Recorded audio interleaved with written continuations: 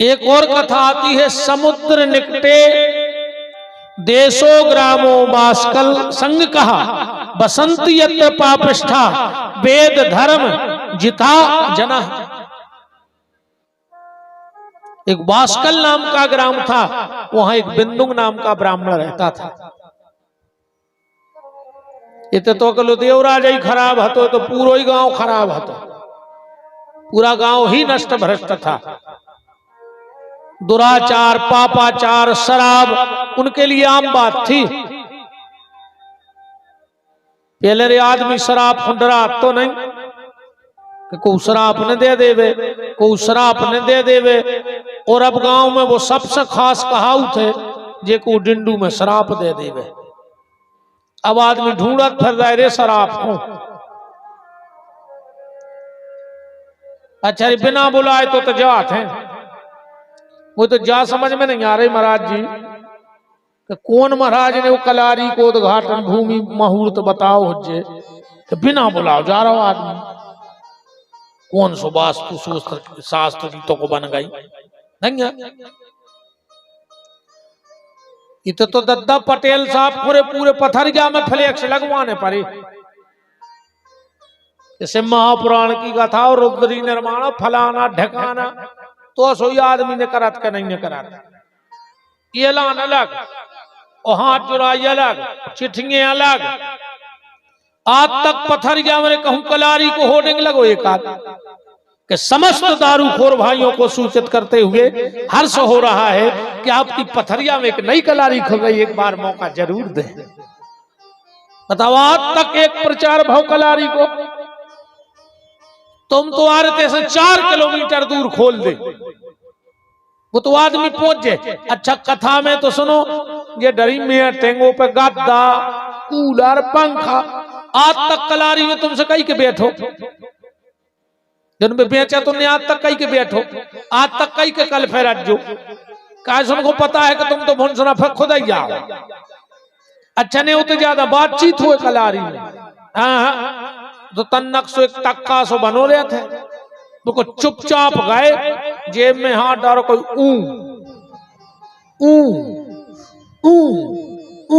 जा रहा, कोई बातचीत नहीं। अच्छा एक और देखिए, जितने जो दारू खोर रहे थे, ये पता है कितने पैसा मांगत ने आज तक उन को उसे 100 मांगे ने 50, कई बड्डे एक 10 को डाले ने 20 मांगे ने 200। काश उनको पता है कि 100 हमें दे है ने जो 10 मनो दे दे, जहां 2-3 जनों से 10 लाया, हम पता नहीं कितने की आज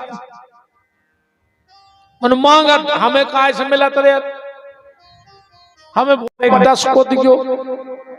हमने कहा आओ 2 समोसा खा ले, हम ने दे 10 को, हमें पता है कि फिर वो ने रे बस को।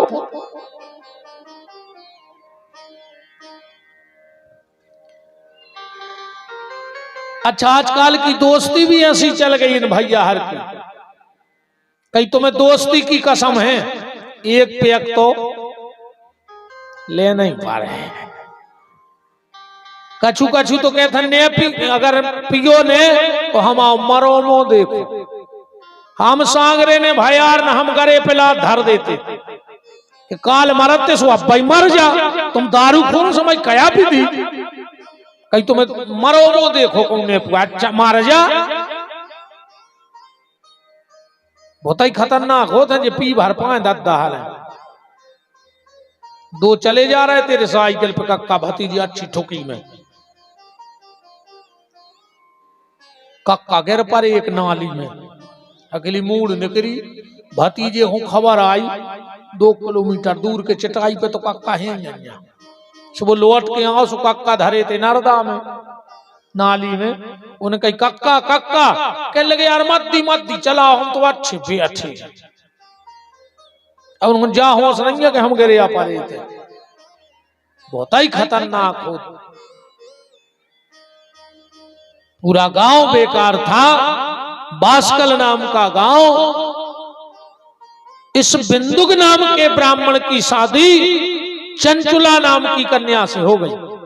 चंचुला अच्छे परिवार की बेटी थी, अच्छे घर में पली बड़ी थी, अच्छे माता पिता के संस्कार थे, पर कुसंग का प्रभाव बहुत जल्दी पड़ता है। इतने जल्दी सत्संग को प्रभाव नहीं पड़े जितने जल्दी कुसंग को पड़ा। वो कारण का है, संसार की जितनी अच्छाई हैं उनमें एक बुराई है। संसार की जितनी अच्छाई हैं या जितने अच्छे आदमी हैं उनमें एक बुराई है। उस संसार की जितनी बुराई हैं उनमें एक अच्छाई है।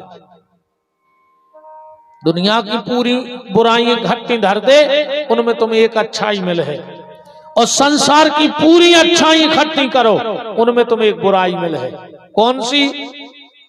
बुराइयों में सबसे अच्छाई जा है कि वे सब इकट्ठी रहते हैं, इसमें जल्दी हावी हो जाते। अब तुम 10 आदमी बैठ के दारू पी ले, 10 आदमी बैठ के गांजो पी ले। अब तुम 2 महाराज हर बैठा दे विद्वान हो, कभी लड़ पा रहे बतियाते ही बतियाते। आप ये नहीं रह सके संग।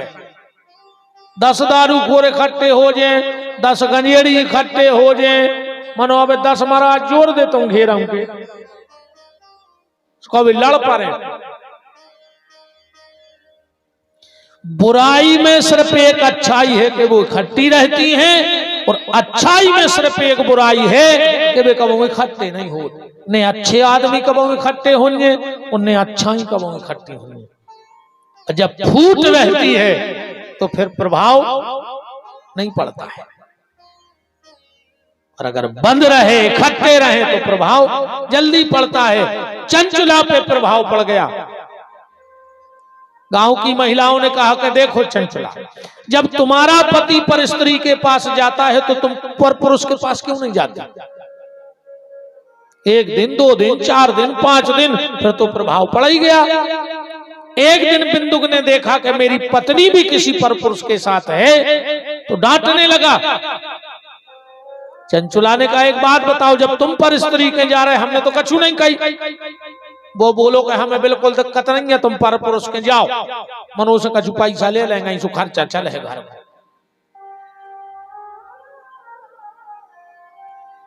दोनों कुमार्ग के रास्ते में चले गए।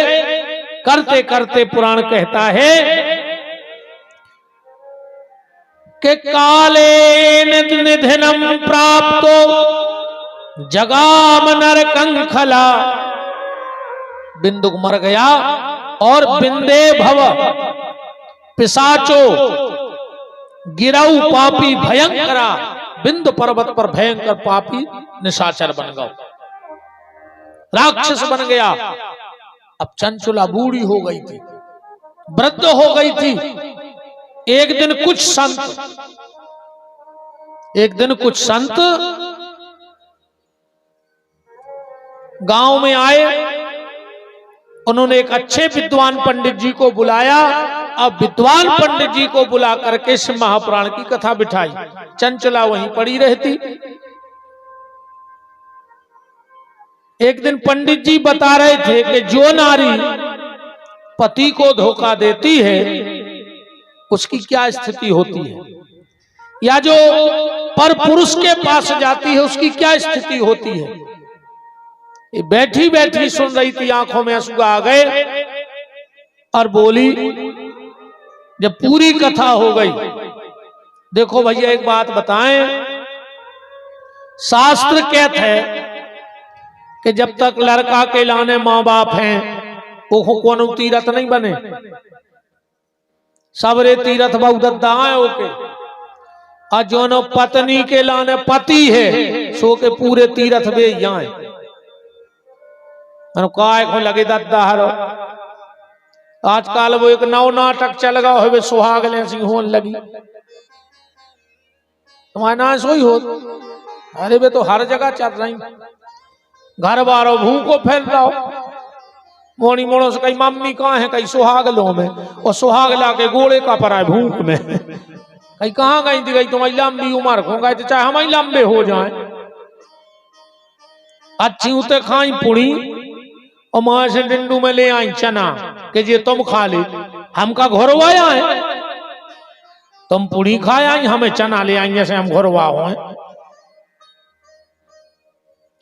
अरे खूब सुहागले करो, पर पहले सुहागला को रोटी खुआ दे घरे। जो अंदर सुहागले हो सुहागला से जो सुहागला आओ रोटी खा ले। वो पूछे काहे कर जो हमें सुहागले में जाने, तो सुहागले ठीक ठाक है ना, तर सीता ही राम आए। जैसे ही पंडित जी मंच से उतरे, चंचला चरणों में गिर पड़ी।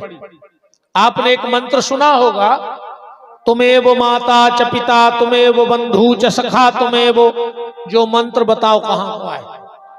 आज पूरी दुनिया को है पता को गुनन्या का, जो कौन शास्त्र को, कौन वेद को, कौन पुराण को आए। जो श्लोक आए श्री शिव महापुराण के अध्याय नंबर 3 को, श्लोक नंबर 56 आए। महात्म के अध्याय नंबर 3 श्लोक नंबर 56 में चंचला कह रही पंडित जी से कि तुम ही सब कछु हो, अब तो तुम हमें बचा ले, हमारे ये पाप से मुक्ति करा दे। पंडित जी बोले कि एक काम करो, शिव महापुराण की कथा सुन ले। चंचला बोली कि कथा तो सुन ले, मगर हमारा पैसा ही नहीं है, कुछ नहीं है। धन्य रे पंडित जी, ऐसे पंडित जी हरे भी नहीं अब दिखा रहा है। अब तो एक ही काम चल रहा है कि राम राम जपना। कह दे तुम्हारे तो हमारा यहाँ मैंने छोड़ तुम्हारो है, आपने के मुंह में तो जुआ है बा, कह दे हम 9 दिन में, तुम हमारी कह दे। जो ही चल रहा हो कि राम राम जपना और पराया माल अपना। एक पंडित जी इतनी अच्छी कथा करें, पूरी जनता रोबेरे के लिए महाराज खमास हुआ नहीं आवे। 5 दिन हो गए, एक जजमान पहुंचो, बोले गुरुजी सबके भाव बन जात, तुम आओ नहीं बने। बोले बेटा अपनो बनत है आखिरी दिन। बोले कब है? बोले कहूं लिफाफा पत्रो रे जे है, तो हम पत्थर गया से सागन न रो कि बताओ रे 9 दिन ने कर गए, कुछ नहीं दो।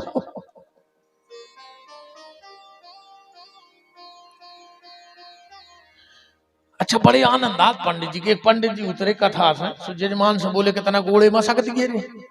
जजमान है तो खपट के लौकाए का गार मचाता रहा 3 फुट के कमरा पे बैठे काय में गोड़े पर आ रहा है।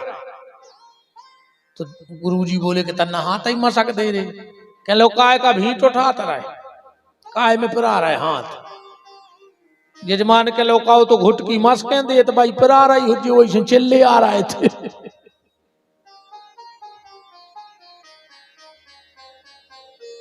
धन्य रे पंडित जी। कहा मां चिंता मत कर, मैं तुझे साप्ताहिक शिव महापुराण सुनाऊंगा, और जब पूरी कथा हो जाए तो मुझे विदाई में एक बेलपत्र दे देना, बस ये मेरी दक्षिणा होगी। एक बेलपत्र दे देना। क्यों? देखो भैया, ऐसा लिखा है ग्रंथ में कि भगवान शंकर की पिंडी पर 11,000 बेलपत्र चढ़ा दो, और शिव महापुराण की कथा में पुराण पे एक बेलपत्र चढ़ा दो तो 11,000 बेलपत्र चढ़ाने का फल प्राप्त होता है। इसलिए यजमान जी कल से जब आप आओ, एक बेलपत्र लेके जरूर आना ग्रंथ पे चढ़ाने के लिए।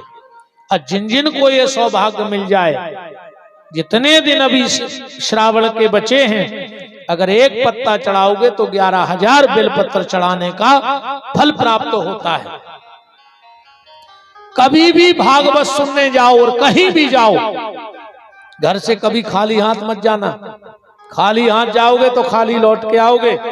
हम ये नहीं कह रहे कि लड़ुआ पैसा सोनो चांदी, नहीं। जहां भी भागवत सुनने जाओ एक तुलसी का पत्ता जरूर ले जाया करो, और भागवत जी के ग्रंथ पे जरूर चढ़ाया करो। बंद मुट्ठी जाओगे, बंद मुट्ठी आओगे, और जब वो बंद मुट्ठी में देता है तो पता नहीं क्या दे देता है। शिव महापुराण सुनने कभी भी जाओ कहीं तो एक बेलपत्र लेके जाओ। 7 दिन कथा हुई, चंचला ने कथा सुनी, और जैसे ही पंडित जी उतरे, एक बेलपत्र दिया, और श्री शिव महापुराण में लिखा है कि चंचुला को लेने स्वयं भगवान शंकर आए, कोई गण नहीं आया। ये श्लोक लिखा है, नीलग्रीवम पंचवक्त्रम चंद्रशेखरम वामांगे बिभ्रत गौरी विद्युत पुंज समप्रभाम। साथ में पार्वती जी आई। पार्वती चंचुला से कह रही कि हे सखी। चंचुला रोने लगी, बोले मां तुम हमें सखी कह रही? पार्वती मैया कह रही है चंचुला, जो मेरे पति के श्री शिव महापुराण को भाव और श्रद्धा से सुन लेता है, वो नारी मेरी सखी बन जाती है, वो मुझे मेरी सखी जैसी प्रिय लगने लगती है। भगवान शंकर और पार्वती के साथ चंचुला गई और पार्वती के साथ रहती। एक दिन चंचुला ने कहा, मां तुम तो सर्व अंतर्यामी हो भगवती, हमाओ पति के सऊ हतो दुष्ट हत मनो हतो तो पति, ये वक्त कहाँ है? बोले विंध नाम के पहाड़ पे। जब तुम प्रयाग से काशी जे हो तो बीच में एक पहाड़ मिला था विंध। प्रयाग से जब काशी जे हो तो बीच में मिला था। बोले वहां प्रेत है, मुक्ति कैसे होगी? बोले शिव महापुराण से। तो शिव महापुराण कौन सुनाए? तो तुरंत पार्वती जी ने गण प्रकट किया जिसका नाम था तुम्बुरु। काहे से ले जाओ, इसे महापुराण सुनाएगा। चंचुला के पति बिंदु को कथा सुनाई और उस कथा के प्रभाव से दोनों की मुक्ति हो गई। सूत जी महाराज कह रहे, हे शौनक ऋषियों, ये भगवान की कथा अनायास सुनने से और जो श्रद्धा भाव और विश्वास से कथा सुन लेगा उसके फल को कोई नहीं कह सकता।